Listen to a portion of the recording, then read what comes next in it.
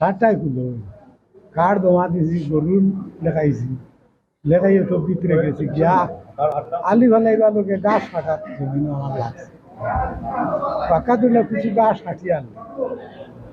ও আমার ওভার নামে কইছি বাবা বলছি ভাই আইও কেমন ধান নিল তারা আরো 4-5 জন লোক আর আমার একটা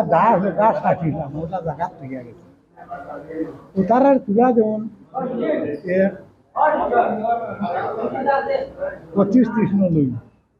বেশ হইতে পারে তারাও নইবা আর আমি দা না তাইছি আর তো আইয়া ভারত আইয়া উঠিয়া নদীর নৌকা দিয়ে যাবে কয়জন আছেন তারা আপনার লইয়া গেছেন 7 জন মারপিট করছেন এলিয়া ও মাইফিট করছে ভাবনও বাড়ি গিয়া তো আমার মাথা বাড়ি মারি আমার ভালো লাগছে ঠিকানো লইয়া যাইতে সময় ওই ওরা খারাপ নাকি দিকাইছে তার ভাই বসু দিন রাত্রে তাকে খুঁজাইয়া ভাইতরা আমি কই তোমার ভাই রাত্রে তাই বাড়ায় না আমি কি থাকবে তোমরা খবর করো কয় না তোমার ভার শিকুর নাম কইছো ওই যে অমুকে কইছে চিহ্ন কালো লাশ আছে বুঝে তোমরা দেখো আরো ভিড়িয়া উঠিয়া ওই আমার কইছে তুমি যাওয়া লাগবে বাংলাদেশ আমরা গিয়েছে